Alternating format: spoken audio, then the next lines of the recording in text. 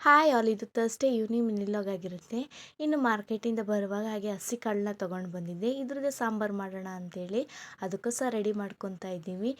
ಈ ಕಾಳು ನೋಡಿದ ತಕ್ಷಣ ನಾವು ಸಣ್ಣ ಚಿಕ್ಕ ಮಕ್ಕಳು ಇದ್ದದ್ದೇ ನೆನಪಾಗುತ್ತೆ.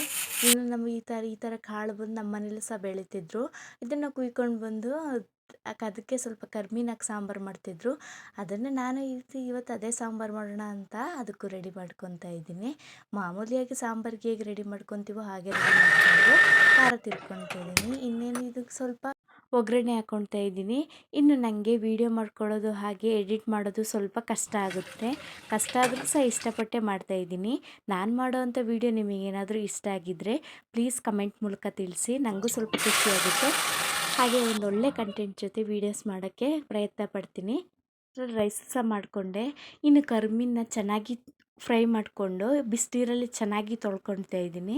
ಈಗ ಮಾಡಿದರೆ ಹೊಲಸೇನಷ್ಟೇನು ಇರೋದಿಲ್ಲ. ಇನ್ನು ಊಟ ಎಲ್ಲ ಮುಗಿಸ್ಕೊಂಡು ಅಡುಗೆ ಮನೇಲಿ ಸಹ ಕ್ಲೀನ್ ಮಾಡಿಕೊಂಡೆ. ಐ ಹೋಪ್ ಈ ವಿಡಿಯೋ ನಿಮಗೆ ಇಷ್ಟ ಆಗಿರ್ಬೋದು.